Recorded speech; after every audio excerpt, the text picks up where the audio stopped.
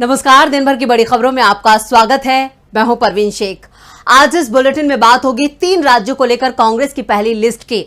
महिला आरक्षण पर मोदी को सोनिया गांधी की चुनौती की बात करेंगे। राजस्थान में वसुंधरा की नाराजगी से मुश्किल में आए मोदी और शाह के इंडिया गठबंधन पर ईडी के छापों की। साथ ही जानेंगे कैसे केसीआर ने गहलोत की योजनाओं की नकल। साथ ही बात करेंगे जाने माने कार्टूनिस्ट इरफान की किस खबर पर पड़ी तिरछी नजर। और बुलेटिन के आखिर में बात करेंगे दिग्विजय सिंह की चेतावनी की। इसके साथ ही और भी कई बड़ी खबरों से आपको करवाएंगे रूबरू, लेकिन तमाम बड़ी खबरों से पहले एक नजर सुर्खियों पर।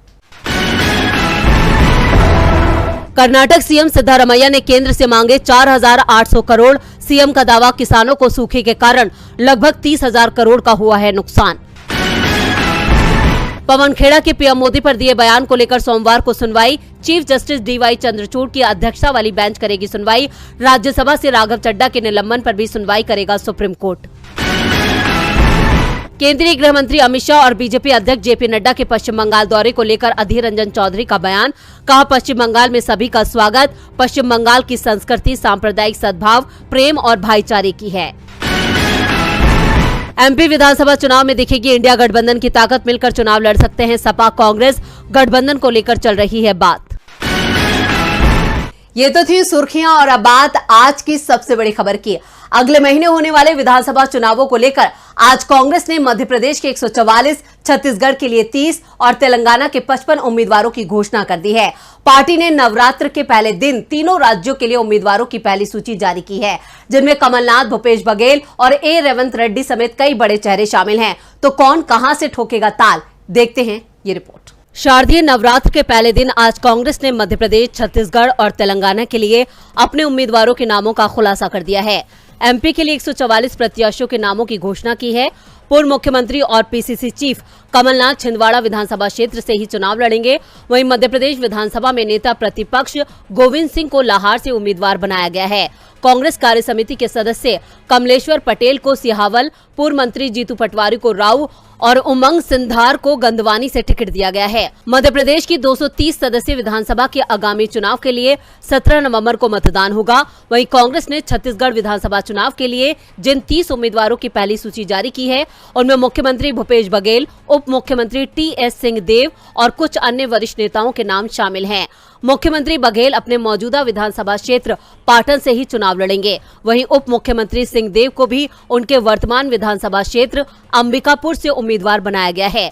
राज्य की गृह मंत्री ताम्रध्वज साहू को दुर्ग ग्रामीण, विधानसभा अध्यक्ष चरणदास महंत को सक्ती और पूर्व प्रदेश अध्यक्ष मोहन मरकाम को कोडागांव से टिकट दिया गया है। छत्तीसगढ़ की कुल 90 विधानसभा सीटों के लिए 2 चरणों में 7 और 17 नवंबर को मतदान होगा।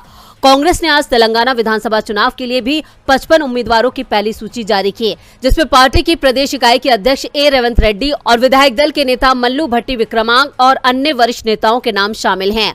रेवंत रेड्डी को कोंडंगल विधानसभा क्षेत्र से उम्मीदवार बनाया है। वहीं विक्रमार्क को मधिरा विधानसभा क्षेत्र से टिकट दिया गया है। पूर्व प्रदेश अध्यक्ष और सांसद उत्तम कुमार रेड्डी को हुजूर नगर से उम्मीदवार बनाया गया है। वहीं प्रदेश कांग्रेस कमेटी के वरिष्ठ नेता अंजन कुमार यादव को मुशीराबाद से टिकट दिया गया है। कांग्रेस की केंद्रीय चुनाव समिति ने 13 अक्टूबर को तेलंगाना विधानसभा चुनाव के लिए उम्मीदवारों के नामों पर मोहर लगाई थी। तेलंगाना में 119 विधानसभा सीटों के लिए एक चरण में 30 नवंबर को मतदान होगा, जबकि तीनों ही राज्यों में एक साथ वोटों की गिनती 3 दिसंबर को की जाएगी। कांग्रेस की पहली लिस्ट से ही बीजेपी परेशान और हैरान है। वहीं सोनिया गांधी ने भी मोदी को हैरान और परेशान कर दिया है। कांग्रेस संसदीय दल की अध्यक्ष सोनिया गांधी ने महिला आरक्षण को लेकर एक बार फिर मोदी सरकार को घेर लिया है। तो क्या कहा है सोनिया ने, देखते हैं ये रिपोर्ट। मोदी सरकार ने संसद के विशेष सत्र में महिला आरक्षण बिल पास करा लिया। बिल तो पास हो गया, लेकिन शायद आरक्षण अगले 10 सालों तक लागू नहीं हो पाएगा। महिला आरक्षण बिल को लेकर मोदी सरकार पहले से ही विपक्ष के निशाने पर है और अब तो सोनिया गांधी ने भी सरकार की परेशानी को बढ़ाने का प्लान तैयार कर लिया है। द्रमुक महिला अधिकार सम्मेलन में भागीदारी करने चेन्नई पहुंची सोनिया गांधी ने तमिलनाडु प्रदेश कांग्रेस कमेटी के पदाधिकारियों और कार्यकर्ताओं से मुलाकात की और उसके बाद महिला अधिकार सम्मेलन में भी शामिल हुई। इस दौरान सोनिया गांधी ने कहा कि महिला आरक्षण कानून को लागू कराने के लिए इंडिया गठबंधन संघर्ष करेगा। उन्होंने कहा कि राजीव गांधी ने पंचायती राज स्थानीय स्वशासन में महिलाओं के लिए ऐतिहासिक 33% आरक्षण लागू किया था। इससे जमीनी स्तर पर महिला नेतृत्व को बढ़ावा मिला। ये विधायी निकायों में 1/3 सीटों पर आरक्षण की दिशा में एक महत्वपूर्ण कदम था, जिसका नेतृत्व कांग्रेस ने संसद और संसद के बाहर भी किया था। तो वहीं कांग्रेस महासचिव प्रियंका गांधी ने सम्मेलन में महिला आरक्षण कानून को तत्काल लागू करने की मांग की और कहा कि महिलाओं के पास बर्बाद करने के लिए और समय नहीं है। आज सशक्तिकरण की बहुत चर्चा हो रही है, क्योंकि हर राजनीतिक दल को ये एहसास होने लगा है कि महिलाएं एक दुर्जय सामूहिक शक्ति बन सकती हैं जो हमारे देश के भविष्य को आकार देती हैं। लेकिन वे अब भी वोटों के लालच में हमारी और लोभ की दृष्टि से देखते हैं। उन्होंने कहा कि महिलाओं के काम को महत्व और सम्मान दिया जाना चाहिए। इसके साथ ही सपा सांसद डिंपल यादव ने कहा कि समाजवादी पार्टी समाजवाद के मूल्यों का सम्मान करते हुए सदैव महिला अधिकारों और उनके समान भागीदारी की पक्षधर रही है। आपको बता दें कि द्रमुक के इस सम्मेलन में इंडिया गठबंधन की कई महिला नेता पहुंची। पीडीपी प्रमुख और जम्मू कश्मीर की पूर्व सीएम महबूबा मुफ्ती, सपा नेता डिंपल यादव, आप नेता राखी बिड़लान समेत कई नेता इस बैठक में शामिल हुई। महिला बिल पर सोनिया गांधी की इस चुनौती से मोदी की मुश्किलों में इजाफा होना तय है। मुश्किलें तो राजस्थान में पूर्व सीएम वसुंधरा राजे ने भी मोदी और शाह की बढ़ा रखी हैं। जब से बीजेपी ने राजस्थान में 41 उम्मीदवारों की पहली लिस्ट जारी की है, तब से मोदी और शाह के खिलाफ राज्य में बगावत छिड़ गई है। क्या है पूरी खबर, देखते हैं ये रिपोर्ट। बीजेपी हाईकमान ने पहले से ही संकेत दे दिए थे कि इस बार वसुंधरा को सीएम उम्मीदवार नहीं बनाया जाएगा और न ही उनके समर्थकों पर दांव ही लगाया जाएगा। टिकट सर्वे और संघ की पसंद से बांटे जाएंगे। लेकिन बीजेपी की पहली लिस्ट जारी होने के बाद से तो संघ भी नाराज है, क्योंकि उसकी राय को भी बीजेपी हाईकमान ने नजरअंदाज कर दिया है। संघ शांत है, वसुंधरा भी शांत है, लेकिन वसुंधरा के समर्थक बगावत का ऐलान कर चुके हैं। बीजेपी की 41 उम्मीदवारों की पहली सूची में वसुंधरा समर्थकों को जगह नहीं मिली, तो पार्टी की ओर से ये भी संकेत है कि आने वाली सूची में भी इसी तरह के प्रयोग होंगे, यानी वसुंधरा राजे समर्थकों के टिकट आने वाली सूची में भी काटे जाएंगे, जिसके बाद वसुंधरा समर्थक अब खुलकर बीजेपी के खिलाफ मैदान में आने लगे हैं। और अब राज्य के करीबी हड़ौती रीजन के लाडपुरा से 3 बार के विधायक भवानी सिंह रजावत ने साफ कर दिया है कि इस बार उन्हें कोई नहीं रोक पाएगा। 2018 में बीजेपी ने टिकट काट दिया था, तो राज्य के कहने पर भवानी सिंह चुनाव नहीं लड़े, लेकिन इस बार उन्होंने ऐलान कर दिया है कि वो निर्दलीय चुनाव लड़ेंगे। भवानी समर्थकों ने तो यहाँ तक दावा कर दिया है कि राज्य ने भी इस बार भवानी सिंह को नहीं रोकने का फैसला किया है। भवानी सिंह के तेवर बता रहे हैं कि राज्य राजस्थान में बड़ा खेल करने की तैयारी में है। वसुंधरा की खामोशी बड़े तूफान का संकेत है। संकेत तो इंडिया गठबंधन ने भी मोदी सरकार को दे दिए हैं कि वो सत्ता से जाने वाले हैं। इधर इंडिया गठबंधन की मजबूती ने मोदी सरकार की नींद उड़ा रखी है। बीजेपी नेताओं में इंडिया का इतना डर है कि वो अब देश का नाम तक इंडिया लेने को तैयार नहीं दिखाई देते। दूसरी ओर इंडिया के रास्ते में मुश्किलें खड़ी करने की कोशिशें जरूर हो रही हैं। और जैसे ही ये खबर आए कि इंडिया गठबंधन की पहली रैली महाराष्ट्र में होनी है और शरद पवार इसकी रणनीति तैयार करेंगे, तो तुरंत ही ईडी सक्रिय हो गई है। बीजेपी जहां भी मुसीबत में दिखती है, वहां ईडी सबसे पहले पहुंच जाती है। विपक्षी दल यह आरोप लगातार लगा रहे हैं और अब ईडी की सक्रियता ने उसे एक बार फिर सवालों के बीच खड़ा कर दिया है। दरअसल पिछले महीने शरद पवार के आवास पर इंडिया गठबंधन की समन्वय समिति की बैठक में इंडिया की पहली रैली भोपाल में करने का ऐलान हुआ था, लेकिन भोपाल रैली रद्द हो गई, तो पवार ने अब भोपाल की जगह पहली रैली नागपुर में कराने की तैयारी कर ली है और गठबंधन के सभी सहयोगियों ने इसके लिए हरी झंडी भी दे दी है। इंडिया की रैली अब नवंबर के पहले हफ्ते में नागपुर में होगी। जैसे ही ये खबर सार्वजनिक हुई, अचानक ही पवार के करीबियों की घेराबंदी शुरू हो गई, ईडी की सख्ती शुरू हो गई और ईडी ने एनसीपी के पूर्व सांसद और शरद पवार के बेहद करीबी ईश्वरलाल शंकरलाल लालवानी से जुड़ी 70 से ज्यादा संपत्तियों को कुर्क करने का आदेश जारी कर दिया। ईडी ने आरोप लगाया कि प्रवर्तकों ने ऐसा कर्ज लेने के लिए फर्जी वित्तीय जानकारियां दी। पीएमएलए का यह मामला सीबीआई की तरफ से दर्ज 3 प्राथमिकियों से संबंधित है, जिसमें आरोप लगाया गया है कि इन कंपनियों और उसके निदेशक ने भारतीय स्टेट बैंक को गलत तरीके से 352.49 करोड़ रुपए से अधिक का नुकसान पहुंचाया। ईडी का दावा है कि यह मामला अगस्त का है, लेकिन जिस तरह से इंडिया गठबंधन की रैली की बात सार्वजनिक होने के तुरंत बाद एनसीपी के पूर्व सांसद पर कार्रवाई हुई है, उससे कई सवाल खड़े हो गए हैं। ईडी का एक्शन और मोदी की खामोशी फिर सवालों में है। सवालों में तो केसीआर का घोषणा पत्र भी है। तेलंगाना में विधानसभा चुनाव की तारीखों का ऐलान हो चुका है। राजनीतिक दलों ने अपने अपने उम्मीदवारों का ऐलान कर दिया है। आज तेलंगाना के मुख्यमंत्री और बीआरएस प्रमुख के चंद्रशेखर राव ने हैदराबाद में पार्टी के घोषणा पत्र को जारी किया।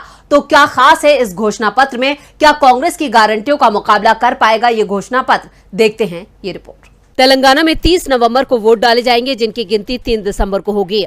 चुनावों में इस बार सीधा मुकाबला कांग्रेस और बीआरएस के बीच है। कांग्रेस की तेलंगाना को दी गई 6 गारंटियों के जवाब में बीआरएस प्रमुख और सीएम के चंद्रशेखर राव ने आज अपना घोषणा पत्र जारी कर दिया है। घोषणा पत्र का ऐलान करते हुए मुख्यमंत्री केसीआर ने कहा, उनकी पार्टी का हर परिवार को 10 लाख रुपए अनुदान वाली दलित बंधु योजना जारी रखेगी। उन्होंने आर्थिक रूप से कमजोर परिवारों के लिए भी कई वादे किए हैं। बीआरएस प्रमुख ने घोषणा पत्र जारी करते हुए कहा कि तेलंगाना में 93 लाख बीपीएल परिवारों को केसीआर बीमा योजना में 5 लाख रुपए का बीमा मिलेगा। वहीं सामाजिक पेंशन की राशि को बढ़ाकर 5,000 रुपए महीना किया जाएगा। मौजूदा वक्त में ये राशि 2,016 रुपए है, जिसे धीरे धीरे बढ़ाकर 5,000 रुपए किया जाएगा। तेलंगाना विधानसभा चुनाव के लिए बीआरएस ने वादा किया है कि दिव्यांगों के लिए सामाजिक सुरक्षा पेंशन की राशि भी बढ़ाई जाएगी।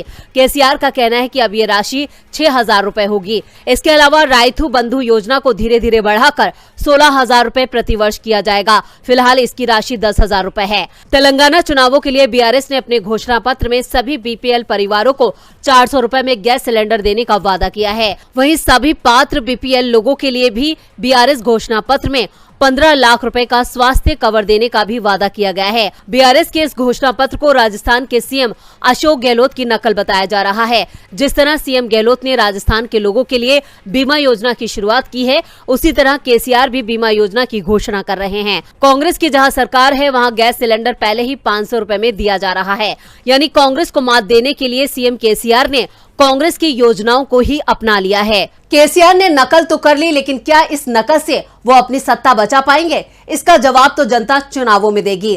करारा जवाब तो तमिलनाडु के सीएम एम.के. स्टालिन ने पीएम मोदी को भी दिया है। स्टालिन ने चेन्नई के महिला आरक्षण के कार्यक्रम में ये दावा किया कि 2024 में नरेंद्र मोदी पूर्व प्रधानमंत्री होंगे। तो क्या है पूरी खबर, देखते हैं ये रिपोर्ट।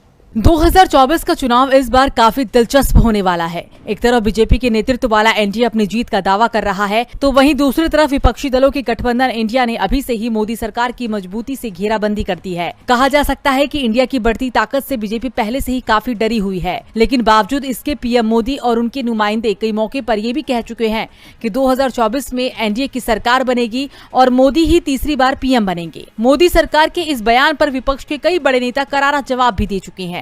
और इसी कड़ी में तमिलनाडु के सीएम एम.के. स्टालिन ने 2024 में होने वाले लोकसभा चुनाव के बारे में एक बड़ा दावा करते हुए कहा कि आम चुनाव के बाद केंद्र से मोदी सरकार की सत्ता जा रही है और इंडिया गठबंधन केंद्र में बहुमत के साथ सरकार बनाएगा। स्टालिन ने कहा कि इंडिया गठबंधन दरअसल महज लोकसभा चुनाव जीतने के लिए ही नहीं बना है, बल्कि विपक्षी दलों का एक नीतिगत गठबंधन है। इस कारण से साल 2024 के चुनाव में जनता इंडिया गठबंधन को केंद्र की सत्ता में चुनकर भेजेगी और मौजूदा प्रधानमंत्री नरेंद्र मोदी पूर्व प्रधानमंत्री हो जाएंगे। चेन्नई में आयोजित महिला अधिकार सम्मेलन में एम.के. स्टालिन ने ये बड़ा दावा किया है।